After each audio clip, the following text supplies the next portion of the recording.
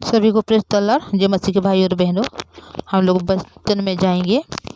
उत्पत्ति का पुस्तक अध्याय 42 का हम लोग 36 से देखेंगे आगे।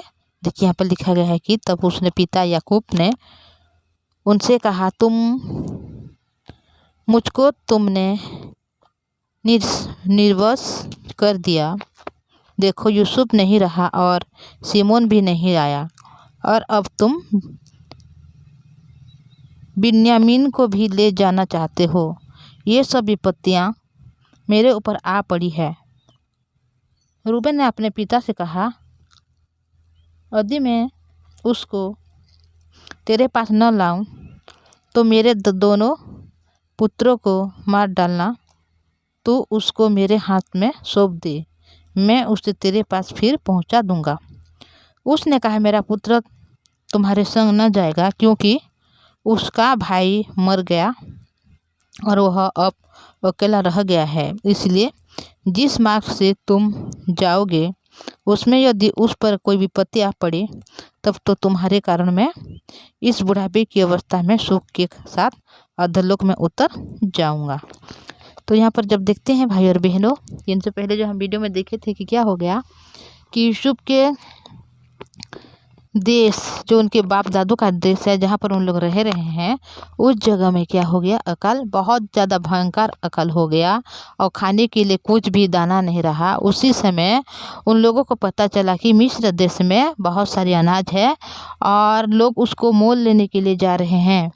तो अभी उसके पिता जो याकूब है, याकूब ने अपने पुत्रों को बोल रहे हैं कि तुम लोग क्या करो, जाओ मिस्र में और अनाज मोल के लाओ ताकि हम लोग खाएं और जीवित रह सकें। तो जब ऐसा हुआ कि उनके जो 12 पुत्र थे, इनमें से एक जो यूसुफ है अभी मिस्र में है, पर अभी उनके पास 11 पुत्र है। तो छोटा जो भाई है वो बिन्यामीन है, जो उनके पिता के पास है। पर जब 10 भाइयों हैं, उन लोगों ने मिस्र देश को जा रहे हैं ताकि वहाँ पर भोजन वस्तु खरीद के लेकर आए, ताकि उनके सारा परिवार उनको खाकर जीवित रह सकें। तो उसी समय क्या हुआ भाई और बहनों कि 10 भाई जब वहाँ पर गए और उस जगह में यूसुफ है, पर यूसुफ ने उनको देखकर पहचान लिया कि वो लोग क्या है, उन लोगों का भाई है। तो यूसुफ तो पहचान लिया, फिर भी अपने मुंह को खोलकर कभी भी नहीं बोल रहा है कि ये मेरे भाइयों हैं बोल के, बल्कि ये बोल रहा है कि तुम लोग भेदिए हो और तुम लोग हमारे देश की दुर्दशा को देखने के लिए आई हो। इस प्रकार से उनको बातचीत कर रहा है।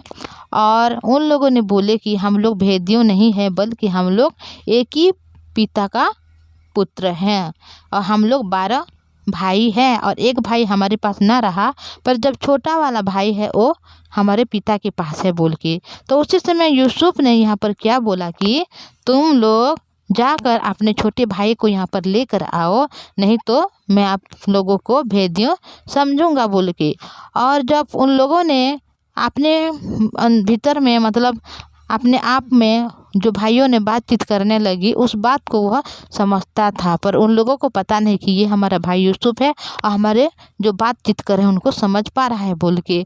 तो उसी समय क्या है भाई और बहनों की, वह भाई लोग ने क्या किए, एक भाई को वहाँ पर रखा, यूसुफ ने छाट के, जो बड़ा वाला भाई है सिमोन को, और जो 9 भाइयों हैं उन लोगों ने अपने देश को जा रहे हैं भोजन वस्तु लेकर। पर रास्ते में जब एक भाई वहाँ पर अपने गधों में लद के जा रहे हैं उस भोजन को, तो जब उस गधों को जब चारा देने जा रहा है, तो उसी समय उनको पता चल रहा है कि जिस मतलब रुपये की थैली में देकर उन लोग भोजन वस्तु खरीद कर अपने देश को फिर वापस जा रहे हैं, तो उस थैली उनके जो बोरे के मुंह पर है। तो उसी समय इस बात को देखकर उन लोगों को मतलब बहुत ज़्यादा डर लग रहा है, क्योंकि उस देश का जो स्वामी है, उस स्वामी ने उनको पहले से ही बोला है कि तुम लोग भोजन खरीदने के लिए नहीं आई हो, बल्कि तुम लोग भेदियो हो, हमारे देश की दुर्दशा को जानने के लिए आई हो बोल के। तो उस बात को उन लोगों को पता चला कि हम लोगों को पहले से तो ऐसा बोला है, और अभी हमारे पास जब भोजन के साथ क्या है, हमारे जो रुपये की थैली भी है। तो इस बात को उन लोग देखकर बहुत सारा डर रहे हैं भाई और बहनों। और उस बात को डरे और अपने घर को फिर वापस आ रहे हैं। उसी समय आके क्या कर रहे हैं, अपने पिता याकूब को सारे वृत्तांत को जब सुना रहे हैं तो उसके पिता ने बहुत डर गया। तब उसके पिता याकूब ने उनसे कहा, मुझको तुमने निर्वंश कर दिया है। देखो, यूसुफ नहीं रहा और सिमोन भी नहीं आया, और अब तुम बिन्यामीन को भी ले जाना चाहते हो। ये सब विपत्तियां मेरे ऊपर आ पड़ी है। देखिए यहाँ पर उनके जो पिता याकूब है बहुत यहाँ पर दुखी हो रहा है। वो ये इसे बोल रहा है कि तुम लोग मुझे निर्वंश कर रहे हो, और यूसुफ नहीं रहा, और तुम सिमोन भी अभी हमारे पास नहीं है, और अभी तुम लोग बोल रहे हो कि बिन्यामीन को भी लेकर जाऊंगा बोल के तुम बोल रहे हो, बोल के अभी उनके पुत्रों को याकूब ने बात को बोल रहे हैं। तभी यह क्या हुआ कि ये सब विपत्तियां मेरे ऊपर आ पड़ी है बोल के यहाँ पर बोल रहा है। तो रूबेन ने अपने पिता से कहा, यदि मैं उनको तेरे पास न लाऊं तो मेरे दोनों पुत्रों को मार डालना। देखिए यहाँ पर मतलब रूबेन है जो उनका एक और बेटा है, वो बोल रहा है अपने पिता को, अगर मैं तेरे पुत्र बिन्यामीन को तेरे पास ना लाऊं तो मेरे 2 पुत्र है उसको तो मार डालना बोल के अपने पिता याकूब से बोल रहे हैं, और तू उसको मेरे हाथ में सौंप दे, मैं उसे तेरे पास फिर पहुंचा दूंगा। इन लोगों को जब फिर मिस्र को जाना है अपने भाई को लेकर, छोटा वाला भाई को लेकर, तो छोटा वाला भाई को लेकर उन लोग जाना चाहते हैं, पर उनके जो पिता याकूब है उन पिता ने वो छोटा बेटा को नहीं छोड़ रहे हैं, क्योंकि उनके पुत्र यूसुफ ने पहले से तो नहीं रहा, और अभी जो सिमोन है वहाँ वो भी नहीं है, और बिन्यामीन अगर जाएगा तो उनको अगर कुछ विपत्ति आ जाएगा तो क्या करूँगा बोल के, ताकि मैं अगर कुछ हो जाएगा तो बुढ़ापे में मैं क्या करूँगा, बहुत सारा मतलब मुझे क्या होगा, दुख होगा, और मैं ज़्यादा शोक करूँगा बोल के अभी बोल रहा है। तो उसी समय जो रूबेन है वो बोल रहा है कि मेरे भी 2 बेटे हैं, अगर मैं तेरे पुत्र को यहाँ पर लेकर फिर वापस ना लाऊं तो क्या करना, तू मेरे पुत्र को मार डालना, क्योंकि मैं तेरे हाथ में सौंप रहा हूँ, और तू मुझे तेरे जो छोटा बेटा को मेरे हाथ में सौंप दे, ताकि मैं फिर तेरे पास से फिर पहुंचा दूंगा। उसने कहा, मेरा पुत्र तुम्हारे संग न जाएगा, क्योंकि उसका भाई मर गया और वह अब अकेला रह गया है। इसीलिए जिस मार्ग से तुम जाओगे उसमें यदि उस पर कोई विपत्ति आ पड़े तो मैं तुम्हारे कारण में इस बुढ़ापे की अवस्था में शोक के साथ अधोलोक में उतर जाऊंगा। तो देखिए भाई और बहनों, इतना ज़्यादा दुख है याकूब के जीवन में कि वो कभी भी नहीं चाहता है कि बिन्यामीन उनके साथ जाए, क्योंकि वो छोटा है, और जो उनसे और जो उसका जो भाई है जो यूसुफ का भाई है, और जो वह बहुत ज़्यादा उनसे प्रेम करता था यूसुफ से, और यूसुफ अभी उनके साथ नहीं रहा, तभी वो क्या कर रहा है, बिन्यामीन को भी अपने आँखों के सामने से दूर करना नहीं चाहता है, क्योंकि अगर बिन्यामीन अगर कुछ हो जाए तो वो बुढ़ापे के समय में क्या करेगा, शोक करके क्या करेगा, अधोलोक में पहुंचेगा, ये समझ रहा है। और वह कभी भी अपने छोटे बेटे को उसके पास ले जाने के लिए नहीं बोल रहा है। पर उन जो रूबेन है बोल रहा है कि मेरे 2 पुत्र हैं, अगर मैं तेरे पुत्र को वहाँ से ठीक से नहीं लाऊंगा तो क्या करना, तो मेरे 2 पुत्र को मार डालना बोल के यहाँ पर बोल रहा है। देखिए जो याकूब है उसका जो 2 पत्नी थे, एक लिया है और दूसरा क्या था, राहेल था।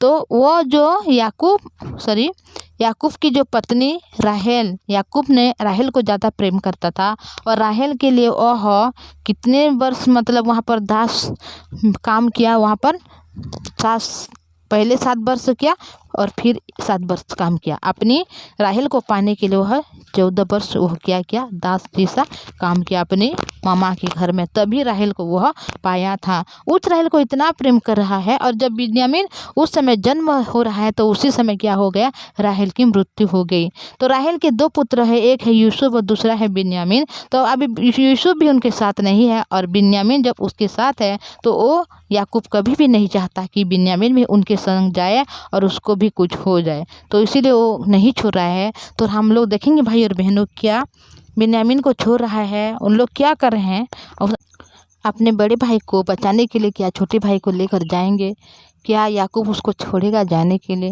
या उन लोग जा पाएंगे या नहीं पाएंगे।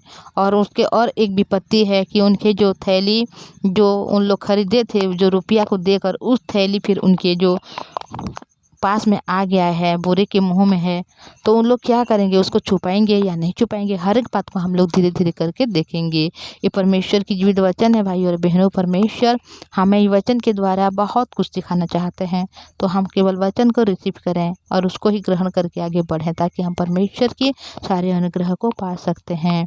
तो मैं इतना बोलूँगी भाई और बहनों, मैं आपको एक रिक्वेस्ट करना चाहूँगी, अगर आप इस चैनल में नई है तो इस चैनल को सब्सक्राइब कीजिए, लाइक कीजिए, शेयर कीजिए। और जब आप शेयर करोगे अपने प्रियजन को, तो इस वचन को उन लोग भी सुनने को पाएंगे और परमेश्वर की उस आशीष को पाएंगे जो परमेश्वर सारे मनुष्य जाति को देना चाहता है। और देखिए हम लोग प्रार्थना में जाएंगे।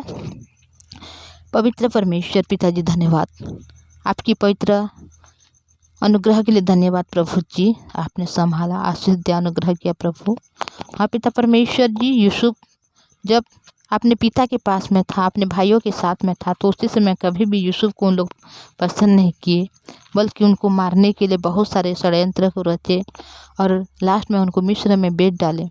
पर पवित्र परमेश्वर पिता, यूसुफ के साथ आप थे और हर समय उनके संग रहकर पिता आपने उनको अभी बहुत बड़ा अधिकारी को बनाया है, मिस्र देश की राजा को जैसा बनाया है प्रभु जी। पवित्र परमेश्वर पिताजी, यूसुफ को आपने पहले से चुना है, बचपन से उनको सपनों के द्वारा आपने हर एक बातों को दिखाए थे कि वो कितना महान बन सकता है। प्रभु जी, आप हर एक काम को पूरा करते हैं, जो प्रतिज्ञा आप देते हैं हर एक प्रतिज्ञा को आप पूरा करते हैं। प्रभु जी, आपके पवित्र नाम को धन्यवाद करते हैं। प्रभु जी, हमारे जो भाई और बहन आपकी जिद वचन को सुन रहे हैं प्रभु जी, उसको दया कीजिए, अनुग्रह कीजिए, आशीष कीजिए प्रभु जी। यूसुफ की तरह पिता उसको इस्तेमाल कीजिए आपके राज्य के लिए प्रभु जी, आपके लोगों के लिए प्रभु जी। उन लोगों को आप यूज कीजिए ताकि उन लोग भी आपकी जिद वचन को सुनाने वाले बनते हुए, आपकी अनुग्रह को पाते हुए एक अधिकारी बने प्रभु जी, और हर एक दिन आपकी जीवित वचन को, आपके सुसमाचार को फैलाने वाले बने। उनके परिवार के हर एक सदस्य को आपके हाथों में देते हों, आप उनको दया कीजिए, आशीष कीजिए। हर एक दुखी में, हर एक परिस्थिति समस्या से आप बाहर निकाल दीजिए। अगर कोई रोगी है, दुखी है, पीड़ा में है पिता, उनको आप चंगाई दीजिए प्रभु। उनके घर परिवार की हर एक परिस्थिति को आप दूर कीजिए, उनके कामकाज में आशीष दीजिए, उनके पढ़ाई लिखाई में आशीष दीजिए, उनके बच्चे के जीवन में हर खुशी को दीजिए। और आपके चरणों में आते हुए प्रभु हर एक दिन आपके समाचार को सुनने वाले बने, आप दया कीजिए प्रभु जी। आपने इस भाई को चुना, इस बहन को चुना आपके राज्य के लिए प्रभु जी, और आप उनको महान बनाना चाहते हैं, यूसुफ की तरह आप इस्तेमाल करना चाहते हैं प्रभु जी। हम जानते हैं प्रभु, आपके पवित्र नाम को धन्यवाद करते हैं। आपने प्रार्थना सुने, धन्यवाद। यीशु के नाम से मांगते हैं, आमीन। Thank you.